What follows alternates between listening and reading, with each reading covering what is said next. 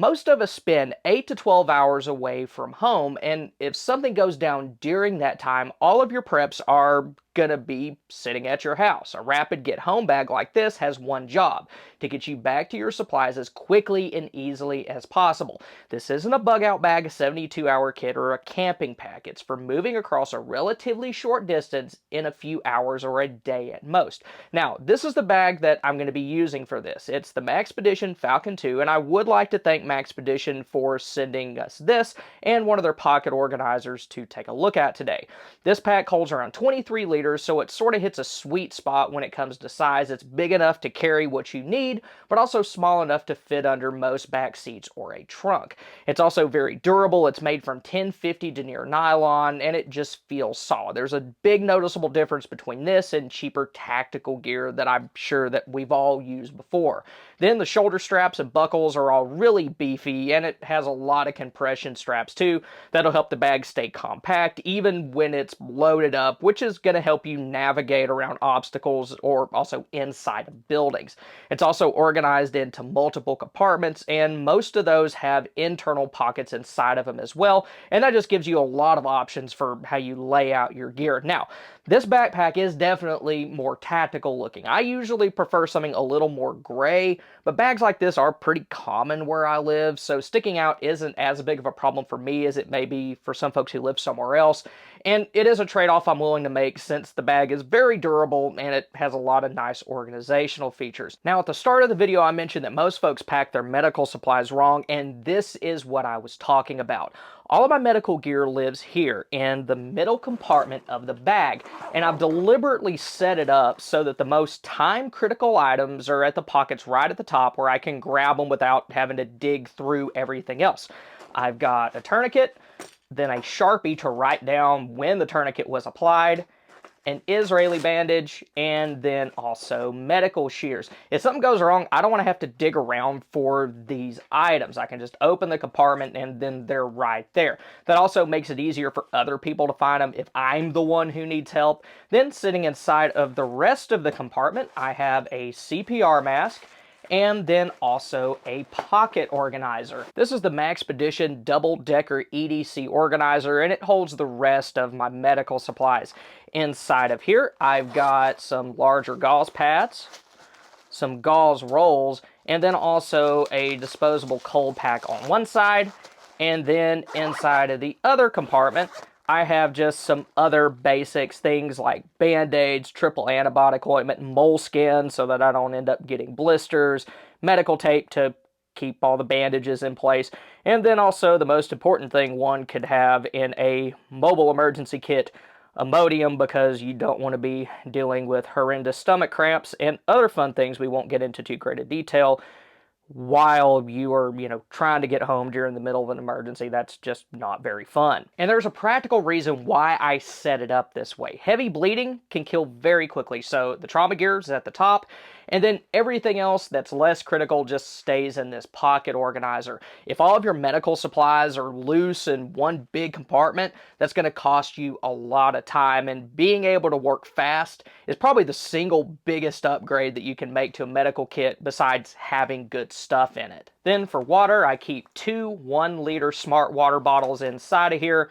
along with just a small basic water filter, and then a Silcock key that'll allow me to access water from the outside of commercial buildings. But this is also where I want to talk about something that you'll see in just about every other get home bag video on YouTube that I don't keep in here. A lot of folks keep a hydration bladder in their bag, and on paper that sounds fine. They hold a lot of water and the hose makes it easy to drink on the move. But for this kind of kit, I think that a water bladder may be more trouble than it's worth.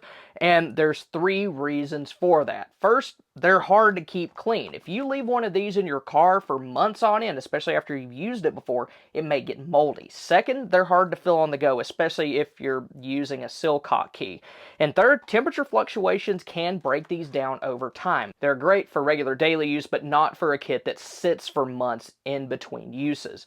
Using a couple of rigid bottles solves all 3 of these problems. They're easy to clean, easy to refill, and if one fails, then you've still got the other one. And they're also cheap. Smart bottles work great because they're durable and they thread onto a lot of common water filters like the Sawyer that I keep in the bag as well. Now, when it comes to my filter, I'm not really planning to drink water from a creek if I don't have to, but in a real emergency, even normal water sources could become contaminated, so I want options. The Sawyer's small, cheap, and handles bacteria and protozoa, but it won't do anything against viruses or chemicals, and for those, I keep a Grail purifier in my EDC bag. If I needed to ditch the EDC bag and just take this one, I've got a carabiner on the outside of the bag that I can clip onto the Grail and just keep moving. And if I don't have the Grail with me, then the Sawyer is still a whole lot better than nothing. And since most of us are going into summer, I'm also keeping some liquid IV packets in here as well. During really hot temperatures like what most of us are going to be expecting over the next few months, water alone may not be enough, and having some of these in here is going to help replenish electrolytes and help me keep moving until I can make it back home. Next up, I have a few tools to help me get around obstacles, specifically those found in an urban environment, since that's what I'm in most of the time. First, there's a flashlight, and you don't want to cheap out too much on this. It needs to be bright enough to throw light a fair distance and also be durable enough to handle a few drops. For this, I'm using an old Maglite XL50. This is what I used before I got my current EDC light. And then a headlamp is extremely useful for a kit like this.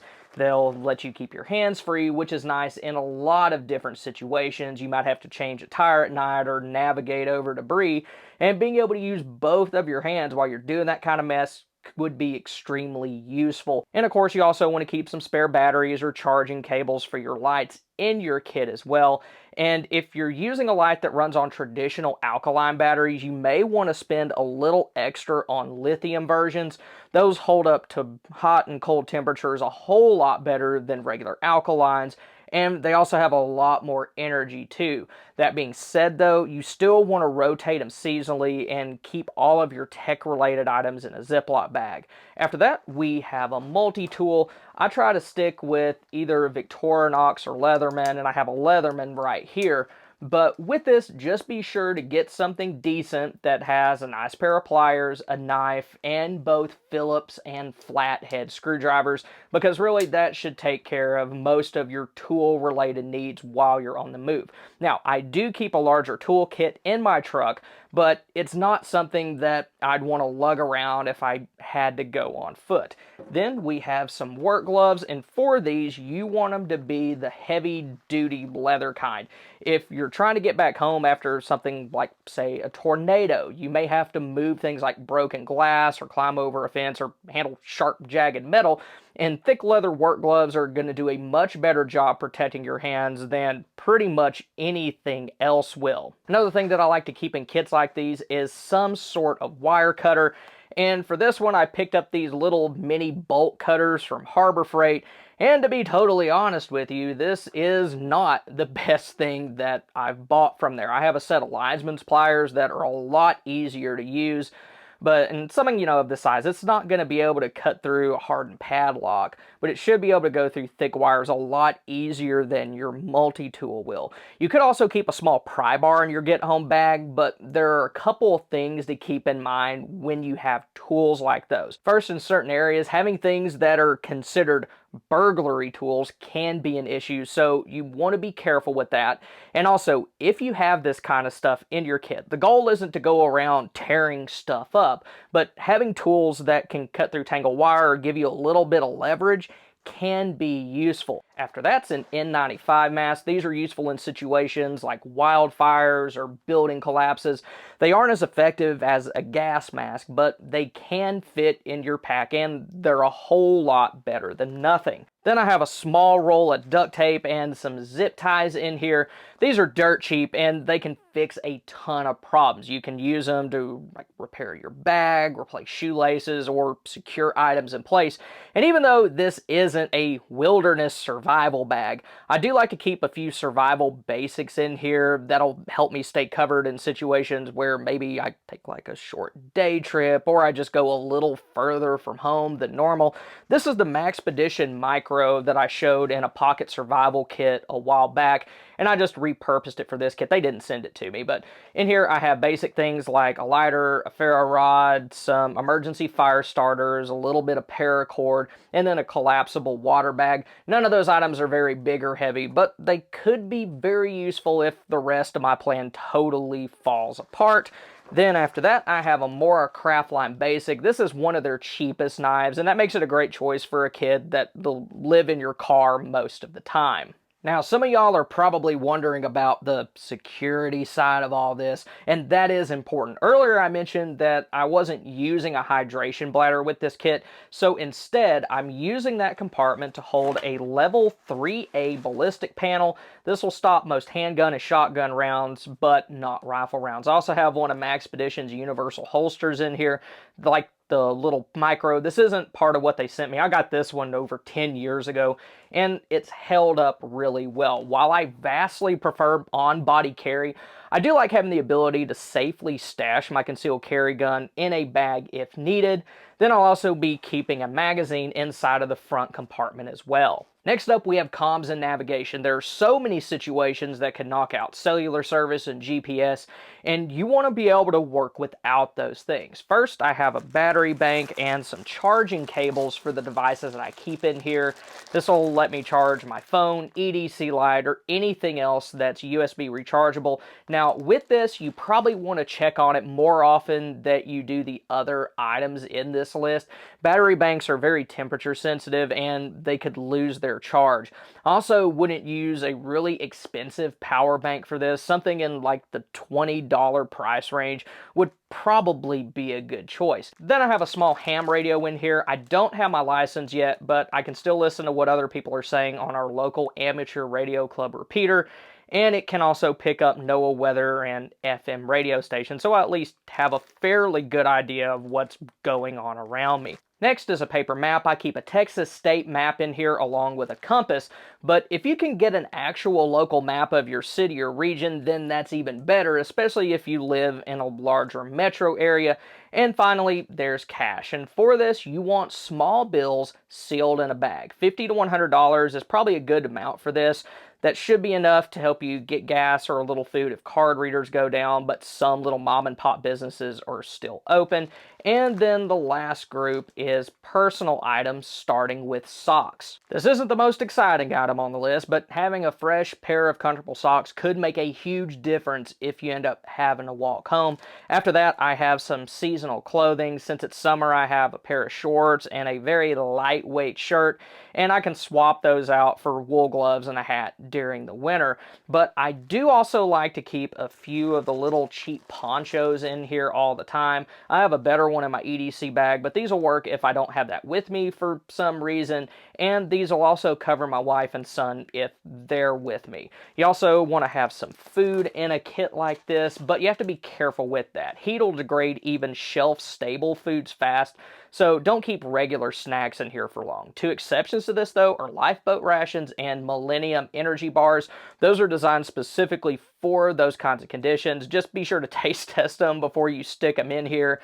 You don't want to find out that your food ends up triggering a gag reflex in the middle of trying to get home. That would be very bad. Next, I have a sealed bag with paper copies of ID, insurance information, and emergency contacts. This is important. If your phone dies and you end up in the ER, you'll have what you need. And if you take prescriptions or anything else daily, write that down, like the type of medication, dosage, along with any allergies that you have, and just throw that in your document pouch too. And then finally, also keep a small stash of any personal medications that you take regularly. If you ever pull from this stash, be sure to replace it right away and rotate it seasonally, since high temperatures can affect a lot of medications. Okay, so we have the bag set up and the total weight comes to 17.6 pounds, which is on the upper end of what a kit like this should weigh, but nearly 4.5 pounds of that is just water, and considering how hot that it gets here, having 2 liters of water is pretty much non-negotiable. And if I have to use this during hot weather, I'll probably start drinking that first bottle before I even really get moving. And also, if I'm in town and I have to get back home, I'm probably just going to leave like the wilderness survival stuff in my truck to help trim down some weight. But now I'm going to come back to something that I told you that we were going to go over at the beginning of the video, and that's where I'll keep this bag daily. And a lot of folks kind of get this wrong. They'll toss it in their trunk and forget that it exists. They might never rotate supplies, or they could just bury it underneath a ton of junk. But this is where mine lives, right under the back seat of the truck on the opposite side from where my son's car seat is. And I did this for a couple of reasons. First, it's not exposed and out in the open. That removes temptation from the path of somebody looking for an easy smash and grab. And it also makes life easier for some of the more temperature sensitive items inside. The truck, of course, will still get hot during the summer, but those items will at least have some protection. Then second, I can get to it fast. All I have to do is open the door, flip up the seat, grab it, and go. I don't have to move a bunch of mess out of the way first. Now, one thing about this setup that is not ideal is that the bag plus everything that I have in it does end up getting compressed by the seat. To help with this, I'm going to take out my 2 smart water bottles and store them right next to it. I can still load them up fast if I need to, but I won't have to worry as much about other stuff in the kit getting damaged from being smashed. If you drive something other than a truck, then try to use the same principles. If you can, store it in the cabin out of direct sunlight, and if you have to keep it in the trunk, consider setting it on top of something like a blanket or a thermal grocery bag to protect it from heat coming from underneath the vehicle. And always remember to dump out the bag and check on everything at least twice a year to make sure that everything's still in good shape. The bottom line is that we don't get to choose when bad things happen. A bag like this that you can use to get back home quickly is basically a cheap insurance policy. And keep in mind that not everything in here needs to be super expensive, top of the line stuff. While I would spend a little bit more on critical items like the tourniquet, there's plenty of other things in here that cost less than 20 bucks. And I know that everybody's situation is different, so make your kit work for you. If there's something in your bag that I didn't cover, then be sure to drop that down in the comments below. Now, if you want to see how to build a bug out bag, which is a very, very different survival kit than this, then be sure to check out this video. Or if you want to see how to set up a full vehicle survival kit, then click here. Thank y'all for stopping by. Y'all have a good one.